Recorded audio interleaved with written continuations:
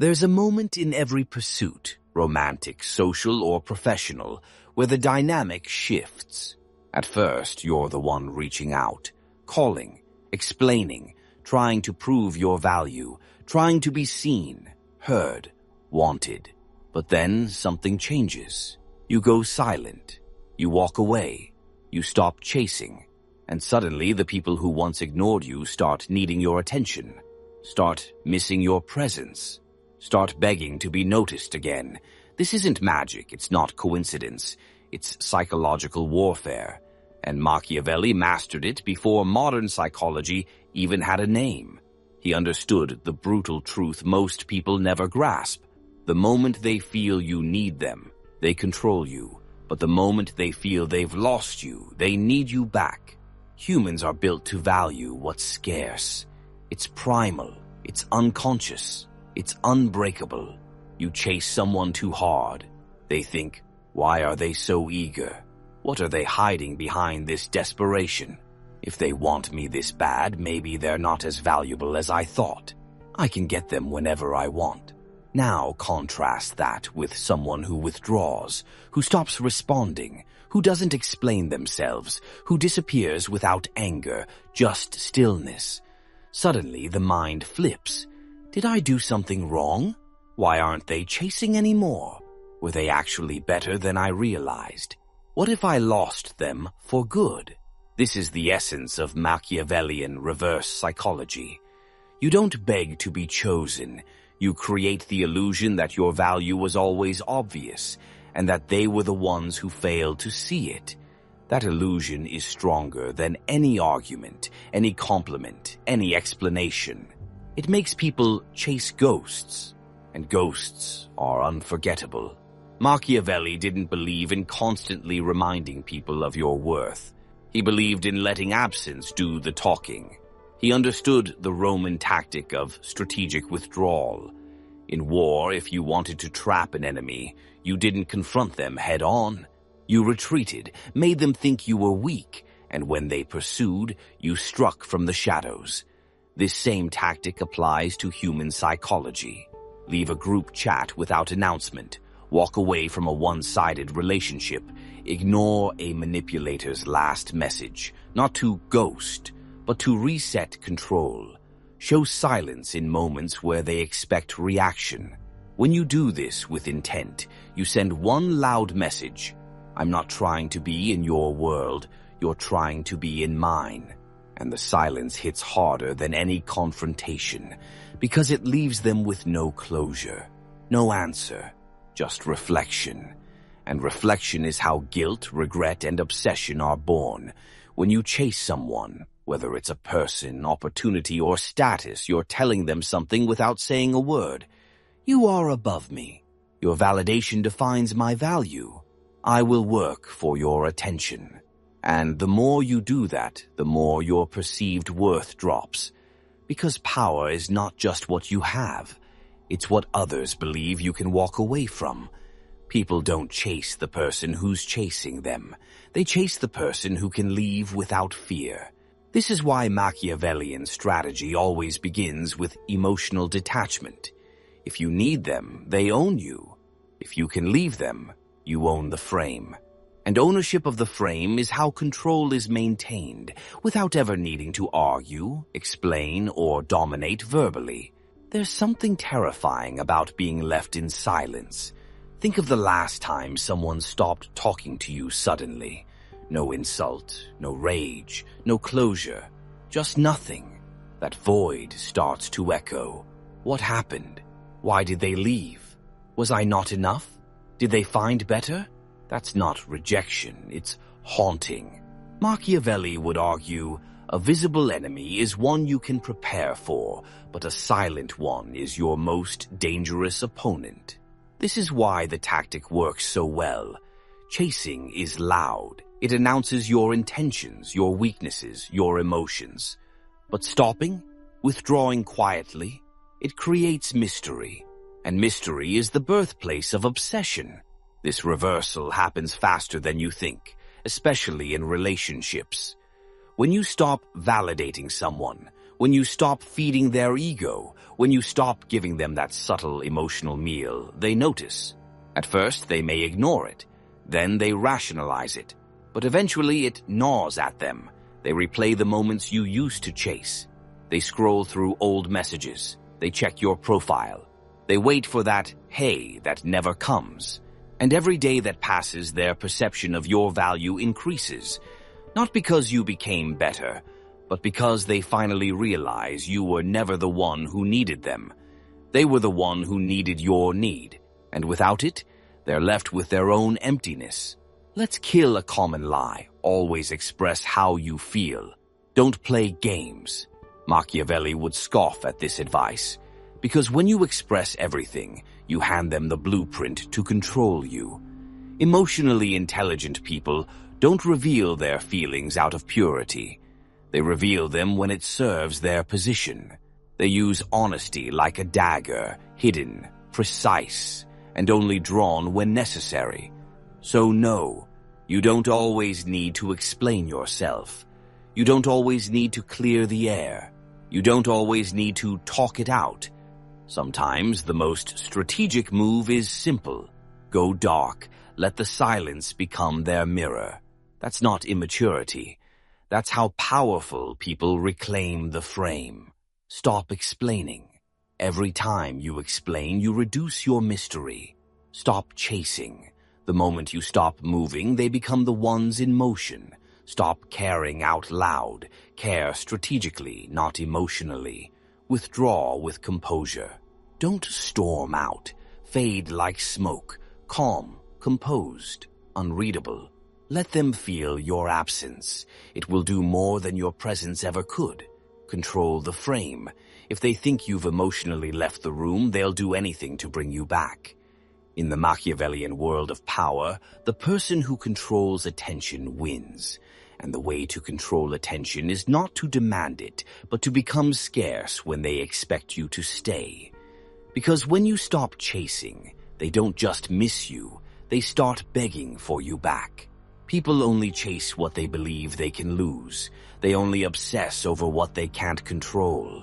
They only value what makes them feel uncertain. This is the brutal nature of human psychology.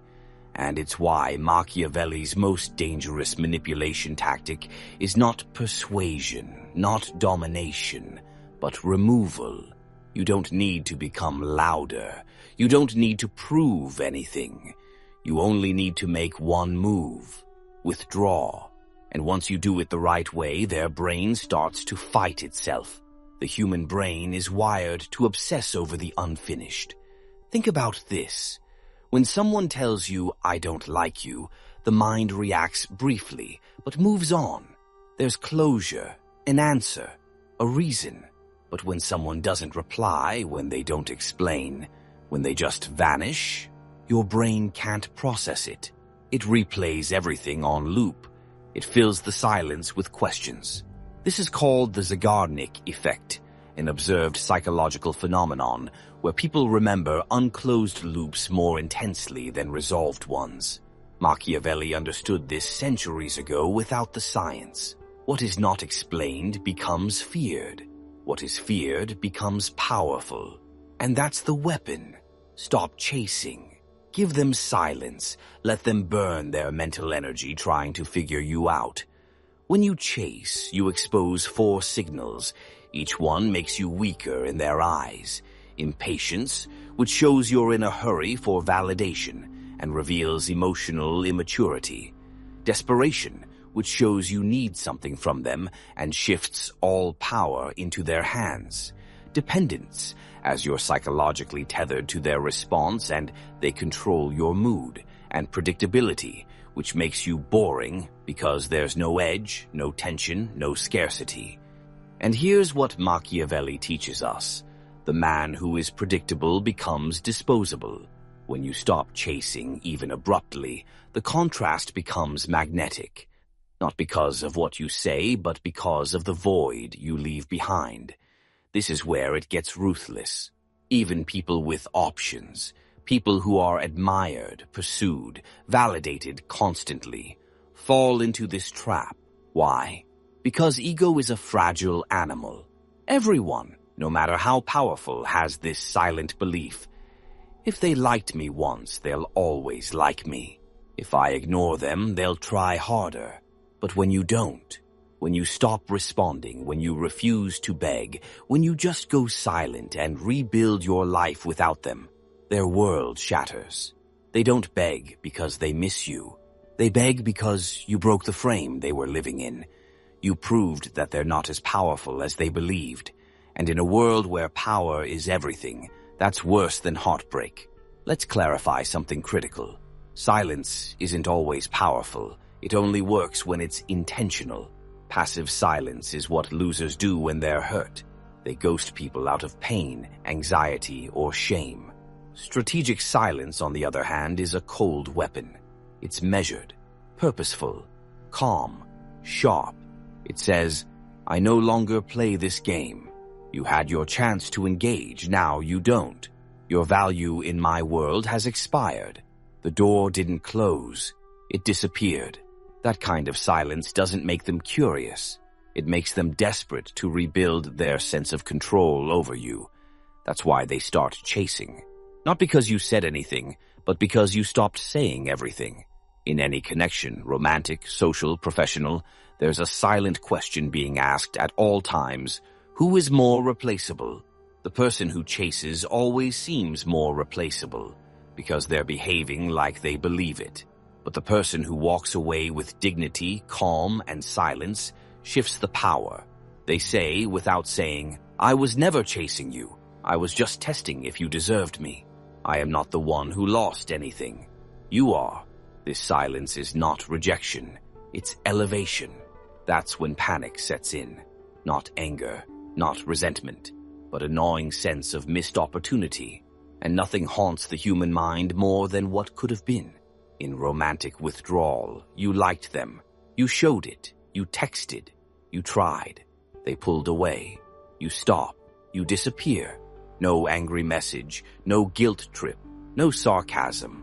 Just stillness. 2 weeks later, they view your story. Then, like an old post. Then message, hey, been thinking of you. They couldn't handle the vacuum. In business, you pitch an idea. They hesitate. Instead of following up repeatedly, you say one line, all good either way. I'm already in motion. Now they're confused. Are you walking away? Do you have better options? Suddenly they want to lock in before you do. In social realignment, you always initiate plans. They flake, delay, make excuses. So you stop, and when they realize the invites have dried up, they reach out. Not because they miss the plan, but because they miss the attention, the comfort, the feeling of being wanted. And now they want it back. The frame is everything, and you control it by not needing it.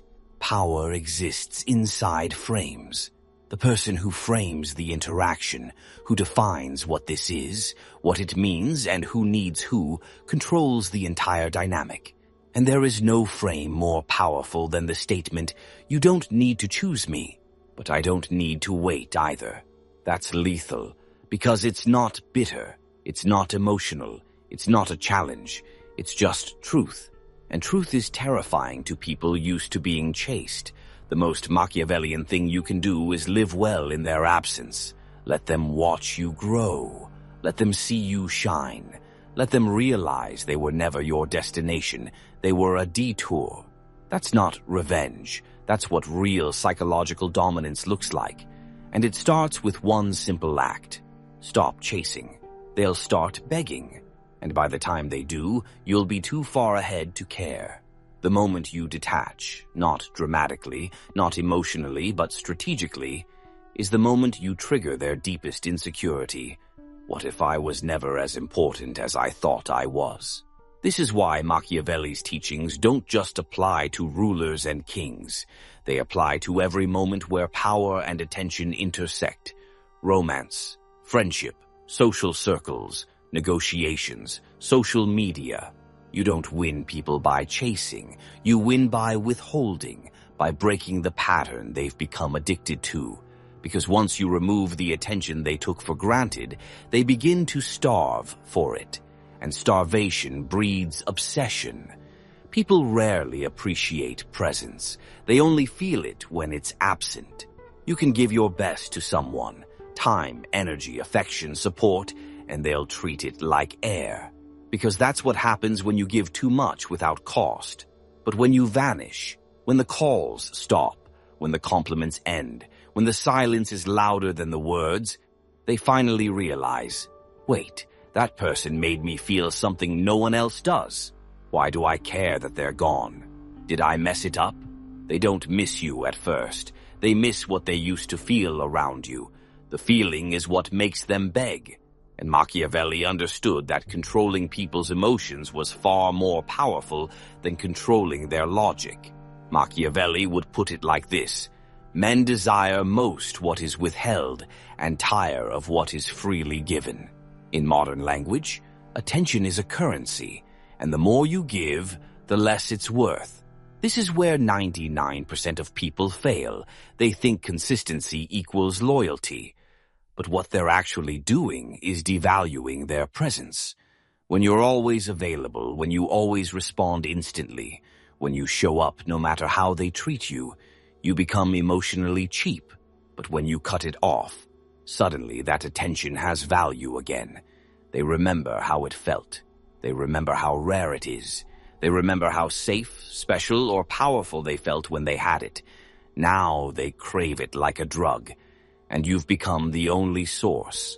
Let's dig deeper into the most lethal move, the clean, quiet vanishing act. It doesn't require ghosting. It doesn't require a dramatic exit. It only requires precision. You stop checking in. You stop explaining. You stop sending signals. You stop filling their gaps with comfort. And here's what makes it so brutal. You don't do it with hatred. You do it with peace. They expect you to argue. They expect you to fight, explain, or beg, but you don't. You just let it end. That's what breaks them, because now they don't even have the satisfaction of knowing they got under your skin. They don't have an ending. They don't even know if you're hurt. They only know one thing: you've moved on, and you did it without them. Here's the internal monologue that slowly takes over. Why did they stop chasing me? Did they meet someone else? Was I not good enough? Were they faking everything this whole time? How could they let go so easily? Notice the pattern. It's no longer about you. It's now about them. Your silence turns into a mirror, and what they see in that mirror terrifies them. You didn't just take away your attention. You took away their sense of significance. Now they don't just want you back. They want the version of themselves they were when you chased them. And the only way to get that feeling again: beg. You can make this dynamic work without ever saying a word. If you always reply instantly, don't. If you always compliment them, don't. If you always initiate plans, stop. This sudden shift doesn't make you rude. It makes you unpredictable. And unpredictability is magnetic. Most people pull away with drama. They post cryptic quotes, vent to friends, create scenes. That's not strategy. That's emotional leakage. A true Machiavellian disappears clean, without shade, without emotional footprints, because that creates more confusion, and confusion breeds interest. The key to making them chase is not just silence, it's evolution in silence. They left you when you were ordinary. They come back when they see your glow up. Whether it's success, style, calmness, or growth, make your absence look like the best decision you ever made. That's when they realize, they didn't lose me, I lost them. Now, here's the final twist. When you stop chasing and they start begging, they won't say, I missed you. They won't admit weakness directly. They'll say things like, I was just thinking about you. Remember that time you've changed in a good way. We should catch up. These are just hooks, fishing lines disguised as kindness, because what they really want is to feel what they used to feel when you chased them. But now the roles have reversed, and you're no longer an option. You're an opportunity, the opportunity they let go, and now can't stop trying to get back. Most people pull away because they're hurt. Machiavellian detachment isn't about pain, it's about power. You don't withdraw because you're emotional. You withdraw because you're strategic. And when they feel your absence, not as an insult but as a calm conclusion, they won't just chase, they'll beg. Because the strongest grip on someone's mind isn't held by words or love or even anger. It's held by the silent question, how did I lose something I thought I could always keep? And that question will echo louder than any closure you could have ever given. The moment they feel your absence, their mind doesn't rest. It wanders, it doubts, it panics. They start remembering things they used to ignore. They reread old messages, they revisit memories. And worst of all, they begin comparing every new interaction to what they had with you. But nothing hits the same, nothing feels as powerful, because you weren't just someone chasing them. You were someone who made them feel important, then vanished without warning, without begging, without a trace. That's what burns. That's what makes them beg. And Machiavelli knew control is not about presence, it's about withdrawal. Eventually, they return. That message comes in, that call, that "I've been thinking about you." But by the time they do, you're no longer the same. You're not bitter. You're not waiting. You're not broken. You're indifferent. And here's the paradox that Machiavelli would revel in. They only loved the version of you that chased them, but the version they now chase no longer needs them. That is psychological domination at its peak. Because they aren't just chasing you anymore. They're chasing the chance to matter to you again. And that's a chance you now control. The frame has reversed. You are now the prize. Before, you were the one proving, reaching, hoping, texting, showing effort. Now, they're the ones overthinking. They're the ones typing, deleting, retyping. They're the ones waiting for your reply, wondering if it will ever come. And the irony? They didn't see your worth until you stopped offering it. This is the tragedy of modern attention dynamics. People want what they can't have. They don't desire connection. They desire power over connection. So when you remove yourself, when you end the game without warning, you become the one thing they can't control. And now they obsess. This is where most people fail when they come crawling back. They get emotional. They get excited. They think, finally, they want me again. But that's weakness. Machiavelli's path is colder, cleaner, more lethal. He would respond only if it benefits his position. If your return gives me leverage, I'll play. If your return helps me rise, I'll allow it. But if you think your apology rewrites history, you're mistaken. Because once power has been established, you never revert to the old dynamic. They don't get the version of you who begged. They get the version who forgot how to chase. This is how kings behave, how queens reclaim their throne, with quiet composure, with selective presence, with the ability to grant access only when it serves the kingdom. Machiavelli didn't believe in petty mind games. He believed in psychological structure. So, if you want to make people beg without manipulation, here are the unbreakable rules.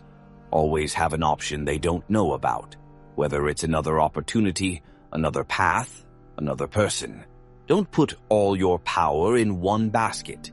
Mystery fuels envy, and envy keeps them chasing. If they believe they're your only option, they become arrogant. If they suspect they're replaceable, they work harder to keep you. Respond slower than they expect. Time is power. Every second you delay your reply, you increase their mental investment. They overthink. They refresh. They reread their own message. They wonder what they did wrong. And even when you do reply, don't explain the delay. Let them sit in the uncertainty. Show that you've elevated without them. Silence is powerful, but growth in silence is invincible. When they return, they must find you sharper, stronger, more confident, less accessible. They left someone soft. They came back to someone forged in war. That's what makes them beg.